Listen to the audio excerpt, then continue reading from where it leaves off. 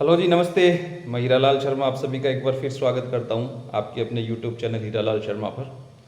और वीडियो आगे जाने से पहले स्टैंडर्ड डिस्क्लोजर, हम सेबी रजिस्टर्ड एनालिस्ट नहीं है। जो भी आप काम करें उसमें पहले किसी भी SEBI registered analyst, research analyst या इन्वेस्टमेंट एडवाइजर की राय मशविरा जरूर करें, या जो भी करें आप उसमें अपना जोखिम जरूर तय करें और उस रिस्क रिवार्ड के हिसाब से काम करें। बिकॉज मार्केट में सब्जेक्ट टू मार्केट रिस्क है सब कुछ भी।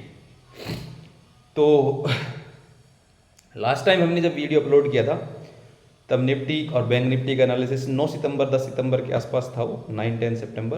और वहाँ से हमने कहा था कि बैंक निफ्टी आउट परफॉर्म कर सकती है निफ्टी को, वहाँ मोमेंटम बन रहा है। और हमने देखा कि वो ऑल टाइम हाई पे पहुँच गई है, मोर देन 54,000, और निफ्टी ऑलमोस्ट 26 के आसपास आ गई है। कल का जो मार्केट देखा वो बहुत ही ज़बरदस्त मार्केट था। उसमें काफ़ी लोग के मैंने कमेंट देखे कि इतना वॉलेटिलिटी कैसे है, क्या है, तो समझ नहीं आ रहा था। तो देखिए, ये नॉर्मल चीज़ है। जब भी कोई भी चीज़ हाई या लो पे होता है तो वॉलेटिलिटी हो ही जाता है, नेचुरल है, वो साइकोलॉजिकल है। जैसे 7,500 पे कोई देखता तो बहुत ज़्यादा वॉलेटिलिटी था, उसके मुकाबले तो यहाँ कुछ भी नहीं है।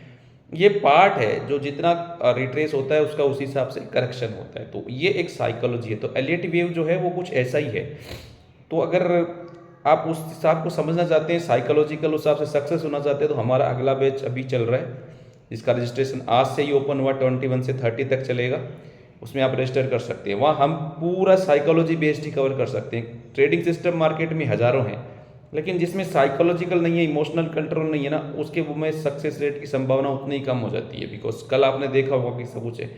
लेकिन अगर कोई बंदा वो समझता है कि ये A B C D E A B C X 1 2 3 4 5 ये ग्राफिकल रिप्रेजेंटेशन है, लेकिन अगर एक्चुअल एलिट वेव को साइकोलॉजिकल व्यू से समझे तो अगर जहाँ पर भी 5 हो जाती है तो वो 1 होता है। उसके बाद अगला वेव मेजर वेव 2 आता है, जो लगभग एंटायर रेंज का 61.8% करता है।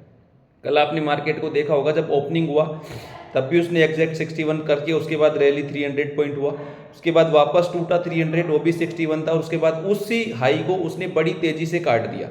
तो ये तेजी से वापस हाई काटने का मतलब क्या कि मार्केट में अभी भी कोई ना कोई फ्रैक्टल टॉप की ओर बचा हुआ है, वो पूरा नहीं हुआ है। वो पूरा जब ही होता है जब आपका 0.618 के नीचे कोई चीज़ ट्रेड करने लग जाए, उसमें आपको क्लियर कट 5 वेव का फ्रैक्टल दिख जाए। परसों मैंने कुछ चार्ट्स डाले थे जहां पर मैं बोल रहा था कि 400 के नीचे, 25,400 के नीचे मार्केट होता है तो this could be possible top. लेकिन अगले दिन वो गलत हो गया, तो मैंने मॉर्निंग में बोल दिया कि ये गलत है। ये एक्चुअल एलियट वेव है, ये एक्चुअल एलियट वेव है। कि ये क्या कहना चाह रहा है, हम उस वे में जा रहे थे लेकिन उस पे इतना ज़्यादा सब कुछ हो गया कि रास्ता बंद है, तो हमें वापस उसी तरफ आना पड़ेगा और कुछ नया रास्ता खोजना पड़ेगा। ये एलियट वेव की निशानी है। तो ये सारी चीज़ें जो है वो हम उसके अंदर सिखाते हैं। और मेरा काम ऐसा नहीं है कि एलियट वेव सिखाया और स्टूडेंट को छोड़ दिया, ये सब नहीं चलता है। उसके बाद हम उनको वापस हमारे ग्रुप में ऐड रखते हैं, वहाँ हमारा डिस्कशन चलता रहता है, और उसके बाद हम उसी में और आगे चीज़ें सीखते रहते हैं। हमने कुछ स्टॉक्स भी कवर किए थे कुछ टाइम पहले, टेक्निकल उसी पर्पज से, analysis study purpose. Maithon alloy था, ईएमएस था, सीडीएसएल थे, वो ऐसे मार्केट में भी जब टूटा तब भी अच्छे थे, और उसके बाद कल उसने और अच्छा भी परफॉर्म किया है। ये सब एलियट वेव के थ्रू ही होता है। निफ्टी बैंक निफ्टी की बात करें, अभी तो मोमेंटम स्ट्रांग है, लेकिन मैं अगर वेव एनालिसिस की बात करूं तो शायद जून के लो से भी, अभी सितंबर के लो से भी, और हो सकता है 16828 के लो से भी शायद निफ्टी में 5 वेव प्रोग्रेशन में हो। लेकिन 5 वेव कहाँ एंड होगा? बिकॉज लोगों को क्या वो रहती है, प्रॉब्लम उनका क्या रहता है कि टॉप और बॉटम, फियर और ग्रीड यहीं तो जनरेट होता है कि ये एंड हो जाएगा, ये हो जाएगा, ये हो जाएगा। लेकिन वह न्यूट्रल जरूरी है। एंड होगा ना तो आपको एक रैली मिस करनी पड़ेगी किसी भी टॉप और बॉटम के लिए।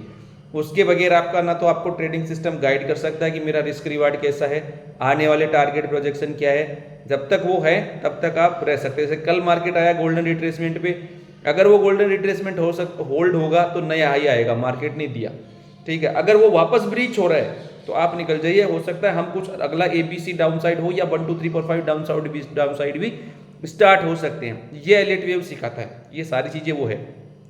तो अभी इनमें फ्रैक्टल कुछ हो सकता है बचे हुए हों, जब तक वो संभावना नहीं टूटती लास्ट फ्रैक्टल आप रख सकते हैं। कल के जो भी लोज बने इंट्राडे में, निफ्टी में 486 बना है, और उससे भी 61 रख सकते हैं आप, अगर और एग्रेसिव है, नहीं तो वो रख सकते हैं। बैंक निफ्टी में शायद 53 200 समथिंग है, और एंटायर रेंज का 61 भी रख सकते हैं। तो ये फ्रैक्टल कॉन्सेप्ट आप जब तक मेंटेन रखते हैं वो ठीक है, और यहाँ से आप 1 2 3 4 5 काउंट करिए, फिर मार्केट उसके नेक्स्ट 61 पे कैसा रिट्रेस कर रहा है उसके बाद आप तैयारी फिर रखिए। एक बार तो आपने गलत होना पड़ेगा, जो लोग गलत नहीं होना चाहते उनके साथ 100 सुनार की एक लोहार की होगी जो चलती आई है। मार्केट पूरा कंप्लीटली जो है इसी पे चलता है कि जो ट्रेंड में है ना वो अभी स्ट्रांग है। क्यों? क्योंकि जो शॉर्ट कर चुका उसके यहाँ से कैश आउटफ्लो हो रहा है, वो अब लीवरेज करने में घबराएगा। लेकिन जो लॉन्ग है उसके इनफ्लो हो रहा है, वो उस पोजीशन से और लीवरेज कर सकता है सर्टन रिस्क लेके, बिकॉज वो उसमें नहीं है। ये चीज़ें समझने का जरूरत होता है, छोटी छोटी चीज़ें। तो अभी बहुत डोमिनेंस में है वो लोग, इतना जल्दी छोड़ेंगे नहीं। छोड़ेंगे उससे के लिए आपको सिग्नल मिलेगा नीचे 1 2 3 4 5 और एक करेक्शन स्लोप में होगा स्लो, और उसके बाद जो है वो 0.618 पे होल्ड करेगा, देन स्टार्ट होगा। तब जाकर आप मान सकते हैं कि ऐसा कुछ हो सकता है, उससे पहले आप नहीं करें।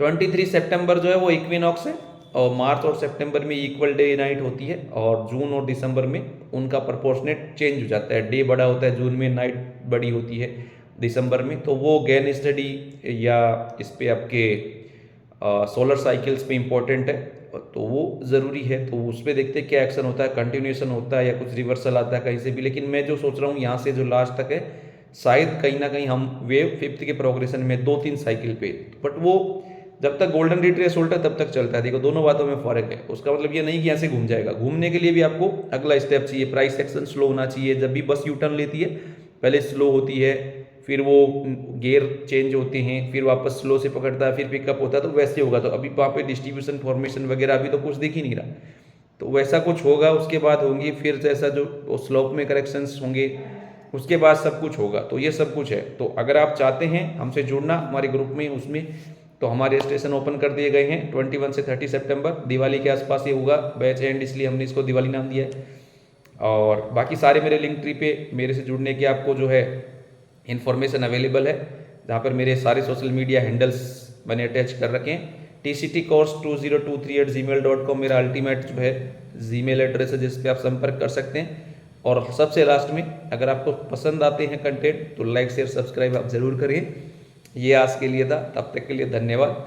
राम राम जी, फिर आपसे मिलेंगे और जैसा मार्केट में होगा हम चर्चा करेंगे, ठीक है जी। लेकिन कुछ भी करने से पहले अंतिम मैं राय देता हूँ, आप सीखिए। बिकॉज कोई भी डॉक्टर, इंजीनियर, एडवोकेट, कोई भी वो फ्री में राय नहीं देता है। यह मार्केट में फ्री में राय मिलती है, इसलिए वो वर्थलेस हो जाती है और लोग ज़्यादा नुकसान करके जाते हैं। बिकॉज आप किसी के भरोसे डिपेंड रह के पैसे नहीं बना सकते, ये चीज़ आप ध्यान से रखिएगा। तो इसको आप गांठ बांध लीजिए, चाहे खुद से ही शुरू करिए, लेकिन किसी के उसमें मत आइए। तब तक के लिए धन्यवाद। राम राम, नमस्कार जी, थैंक यू।